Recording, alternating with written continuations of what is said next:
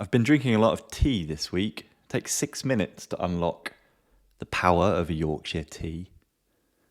How many cups of tea are too many cups of tea? 12? Is that the limit? 15? Hello, my name's Adam. I am the founder of Evenly Distributed. I am a coach for journalists and non-profits. I'm a musician. I'm a writer. I'm a father. I am a multi-hyphenate person, I suppose. And this is my channel where I talk about what's going on in my business, what's going on in my life, what's going on with my family, and all the things like that. So let's dig in.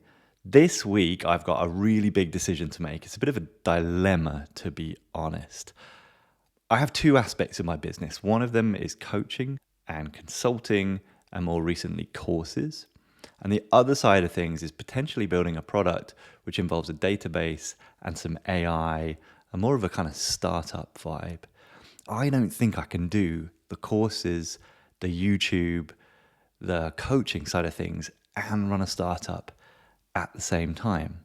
So which one should I do, and how should I go about choosing it?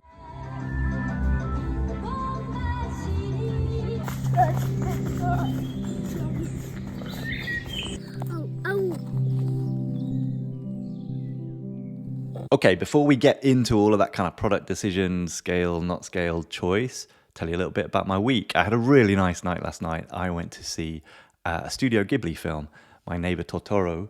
Totoro?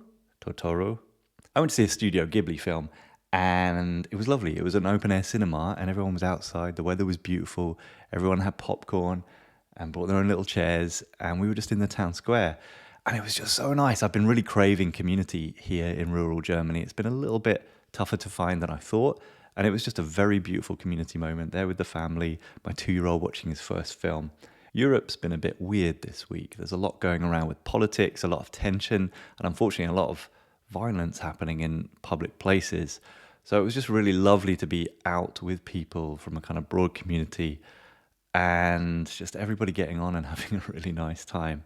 So that was kind of really heartwarming. Talking of politics, you should go vote this weekend if you are an EU citizen. I am not an EU citizen. I am still a British citizen, so I cannot vote in the European elections. I cannot vote in the German elections next year, but I also can't vote in the UK elections either because I've been out of the country too long. So I am, I don't know, what does that make me? Not quite stateless, but I occupy a really weird place in society where my voice, apart from in local elections, has no power whatsoever. So if you can vote, go vote. I guess it sort of makes me like a sovereign citizen. No, those are those people on YouTube who film the police and then claim that the only laws that exist are the laws of physics, right? I'm not one of those. So let's talk about this decision that I've got to make, because I think it's an important one and I don't think I can focus on two really big things at the same time. It's just too much work. So the database is the kind of product side of what I do. I launched that a few weeks ago. I've sold precisely no databases. I've had a little bit of interest, but not much. And since I launched it, there have been a number of competitors already come onto the market, already using AI, which was one of the plans that I had to do with it. The whole idea is it's a big database of funders with loads of cool intelligence inside it. And then I wanted to be able to build something out that you could use AI to help you find the right funder and maybe even help you write the proposal for that funder. Cool idea, I like it. But now there's competitors. I spoke to some founders who told me that this thing is going to be very hard to scale and I'm going to need a lot more money than I thought to do so.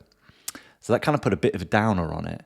At the same time, competitors means the market is there most likely. It sort of validates the idea. I did get some cool offers of sort of partnership and shared roadmaps with some folks. And I spoke to an investor as well who was genuinely really excited about what I was doing. And I think there is probably money there. So the big question is, should I pursue this? The reality is that the database and the AI is a project of scale, is a project of mass impact, is a project that will bring me money, I suppose. The coaching and the courses are, of course, then more about, well, it's more about connection and relationship building, but for me personally, it's going to bring flexibility, it's going to bring more time, it's maybe going to bring more personal satisfaction. So how do I weigh these two options up? We've got on the one hand maybe money and scale, and on the other hand flexibility and time. So which one should I do? Well, I've been thinking long and hard about this. And I think the answer lies in actually looking back at my career and thinking about where I've got to now and where I've come from. I've worked really hard in my career so far. I've done plenty of 80-hour weeks. I took jobs that were probably too much for me at the time and really had to accelerate into them somehow and learn on the job, which is always really tough. I've now carved out a life for myself, which I think is about flexibility. It's about time with my boy. It's about space for other pursuits like writing and music and other kind of creativity. That's really hard to do. And didn't come to me naturally because been brought up with the idea that you needed a job and money and work super, super hard. I was given that, thankfully, from my parents. It really helped. But at the same time, it can be damaging, of course. And it can lead you to overwork yourself. And I've definitely done that in the past. So now I have this life. I think I have to be really, really careful about giving that up, even for something that seems like an amazing opportunity and is totally aligned with my kind of values and things.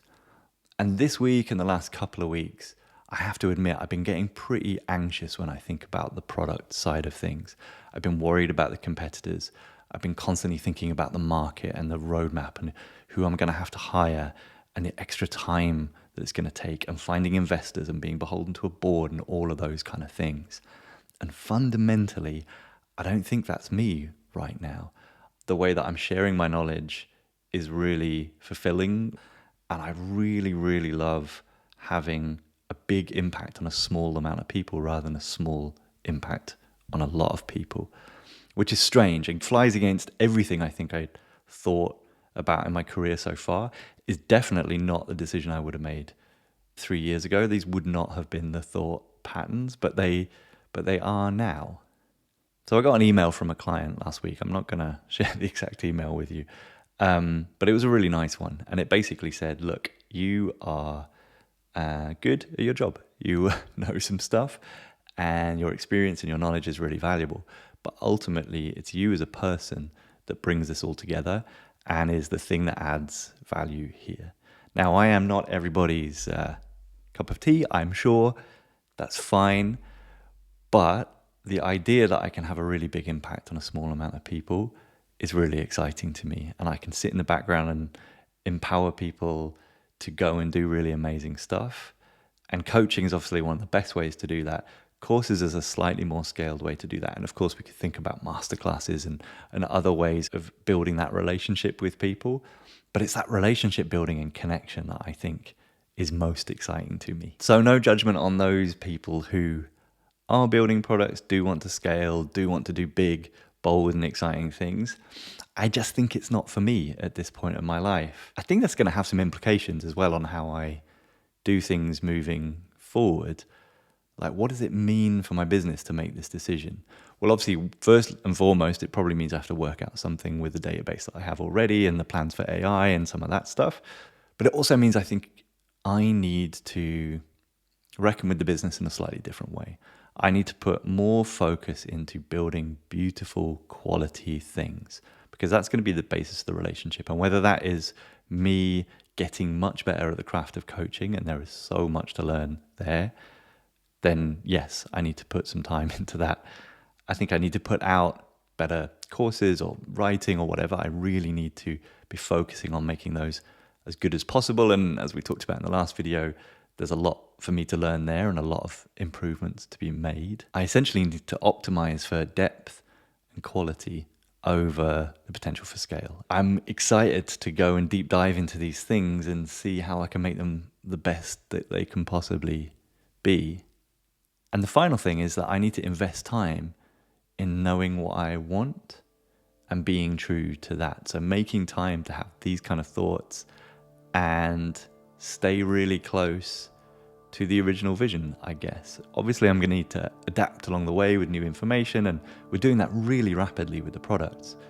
But the vision and what I'm trying to build here of a life that is somehow balanced, involves family, involves creativity, is not really prioritizing money beyond earning enough, but is really prioritizing very meaningful experiences and relationships in a professional setting. Yeah, that's what this is all about. Anyway, I hope that made some kind of sense. Thank you so much for listening and watching. This channel is part of that, I guess. movement towards opening up a little bit more, building more relationships and connections. I've had some beautiful chats with people this week. Shout out to everyone who took the time to jump on a call with me. Some people I'm meeting for the first time, and it came through this channel. The possibilities of building new connections, even from this kind of middle of nowhere place that we are lucky enough to live in, is very cool. So join me next week. We will probably be talking about the implications of what this means for the business, some exciting ideas for courses. Been running some tests on social media, gonna chat about some of that stuff. So tune in. I'll see you soon. Thanks.